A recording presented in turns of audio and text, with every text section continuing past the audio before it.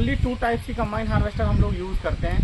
पहली होती है tractor mounted type combine harvester. Tractor mounted combine harvester मतलब वो ट्रैक्टर से चलने वाली हो। अपने घर का ट्रैक्टर भी हम लोग उसके ऊपर चढ़ा सकते हैं। उसमें इंजन नहीं होगा उसका, वो ट्रैक्टर की पीटीओ सांप से ड्राइव होगी और उसकी जो एचपी होगी वो 45 एचपी से लेकर 75 एचपी या 65 एचपी तक की होगी। ऐसे 90 एचपी तक की आजकल देने लगे हैं वो बड़े ट्रैक्टरों में, लेकिन 65 एचपी वो ट्रैक्टर माउंटेड टाइप है। दूसरा होता है सेल्फ प्रोपेटेड कंबाइन हार्वेस्टर। ये सेल्फ प्रोपेटेड कंबाइन हार्वेस्टर, इसमें खुद का ही एक इंजन लगा हुआ है। ये 80 एचपी से लेके 120 एचपी तक की होती है। अब सेल्फ प्रोपेटेड कंबाइन हार्वेस्टर में भी 2 टाइप की कंबाइन हार्वेस्टर यूज होती है। एक होती है टायर टाइप, ये न्यूमेटिक टायर है, ये दिख रहे हैं ना, जैसे व्हील बड़े वाले व्हील टाइप जिसको बोलते हैं, तो व्हील टाइप होगी। और दूसरी हमने एक यहाँ छोटी कंबाइन हार्वेस्टर देखी जिसमें ट्रैक लगा हुआ है, वो ट्रैक टाइप होगी। क्रॉप के अनुसार भी कंबाइन हार्वेस्टर अलग अलग टाइप की आती है। ये हमारे पास जो कंबाइन हार्वेस्टर है ये मल्टी क्रॉप कंबाइन हार्वेस्टर है। इसमें कुछ चेंजेस करके, ड्रम के चेंजेस करके, आरपीएम चेंज करके हम लोग दूसरी क्रॉप को भी निकाल सकते हैं। लेकिन सिंगल क्रॉप कंबाइन हार्वेस्टर में हम लोग ये नहीं कर सकते। जैसे पैडी के लिए बनी है तो सिर्फ वो धान ही निकालेगी, उसके अलावा कुछ नहीं निकालेगी। अगर मक्के के लिए बनी है तो सिर्फ मक्का ही निकालेगी। कॉटन के लिए बनी हुई है तो कॉटन ही निकालेगी। अगर शुगर कैन है तो शुगर कैन ही निकालेगी। वो उनको सिर्फ सिंगल वाली है। लेकिन किसानों के पास इतनी ज़्यादा वो नहीं करते, इसलिए मल्टी क्रॉप कंबाइन हार्वेस्टर रहते हैं। इसका अगला वाला भाग, ये वाला पूरा कटर बार कहलाता है। ये पूरा भाग कटर बार कहलाता है। इस कटर बार में ये सबसे आगे जो लगी हुई है, ये रील असेंबली लगी हुई है। रील का काम होता है फसल को आगे की तरफ झुकाना, और झुकी हुई फसल को जब नीचे जो ब्लेड लगी हुई है इसको बोलते हैं कटर बार। ये कटर बार क्या करेगा, उसको जब काटेगा तो उस गिरी हुई फसल या कटी हुई फसल को अंदर की तरफ धकेलना। ये टाइल्स लगी ना, ये क्या करेगी, ऐसी खड़ी फसल रहेगी ना तो उसको थोड़ी झुकाएगी, और वो जब नीचे से कट जाएगी तो उसको पूरा का भर के पीछे की तरफ धकेलना शुरू कर देगी।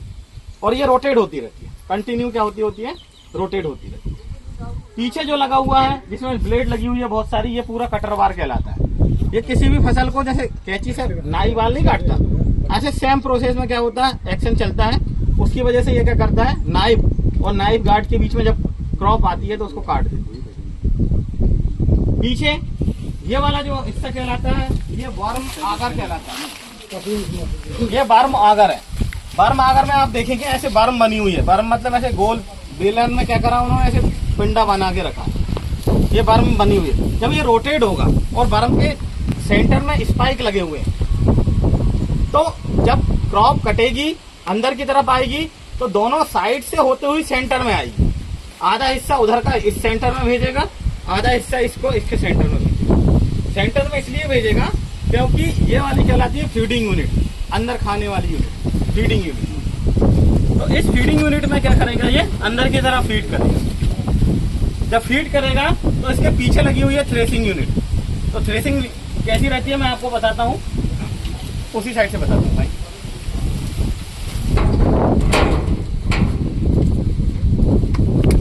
ठीक है ना, अब अंदर की तरफ यहाँ थ्रेसिंग यूनिट कहलाती है। तो अगर हम लोग इसको देखें यहाँ से खोल के,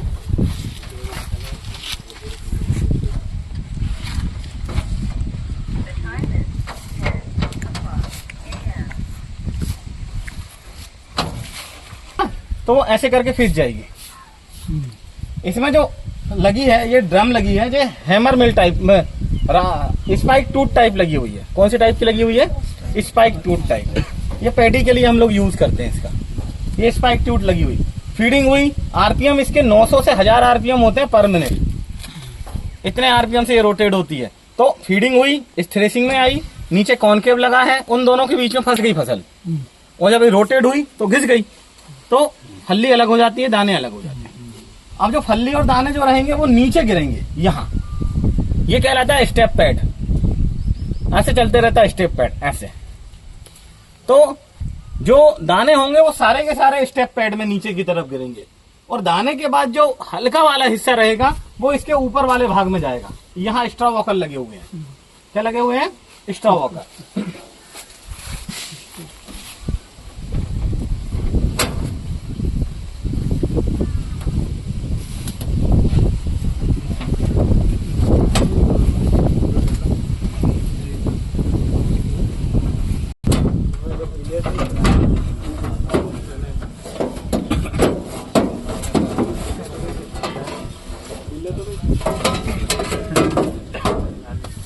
ये देखिए इसके पीछे लगे हुए दांते टाइप के स्ट्रा वाकर लगे ना भाई का।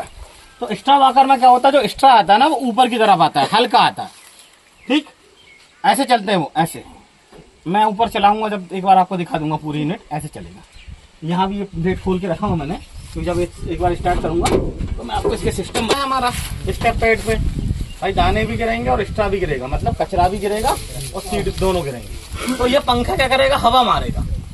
जब पंखा हवा मारेगा तो आइए हवा मारेगा तो पिछले हिस्से में आएगा, इसको बोलते हैं स्लीव, सीव छन्नी, ये सीप कहलाती है। दो सीप है, एक आगे की तरफ सीप है, एक पीछे की तरफ सीप है। ये सीप के सेंटर से हवा ऊपर आती है, तो हवा ऊपर आएगी तो क्या होगा, जो हल्का दाना होगा वो इसके अंदर फिक जाएगा, अंदर पीछे की तरफ गिर जाएगा, और जो भारी होगा वो नीचे की तरफ जाएगा।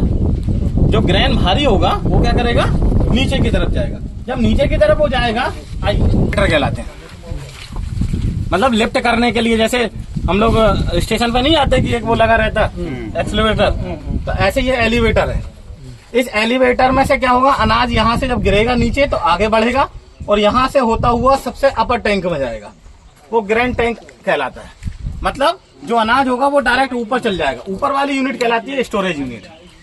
लेकिन जो मटेरियल साफ नहीं हुआ होगा, भाई ये जरूरी थोड़ी कि एक ही बार में साफ हो गया होगा, जो मटेरियल साफ नहीं हुआ होगा वो वापस अनथ्रेश्ड एलिवेटर से जाएगा, और ये अनथ्रेश्ड एलिवेटर से होता हुआ किस में जाएगा, जो ड्रम है ना अपनी, वो ड्रम के पास जाएगा। तो वो क्या करेगा, दूसरी बार उसमें एक्शन में आ जाएगा और जो कचरा बचा होगा वो पूरा निकल जाएगा। इस तरह ये कंबाइन हार्वेस्टर काम करती है। और रीच चला जाता है ना, हाँ, एक ऊपर जाएगा इस टैंक में, और जो बचेगा, मतलब जो खराब बचेगा, मतलब जो अभी यूज नहीं हो सकता, तो वो वापस चला जाएगा।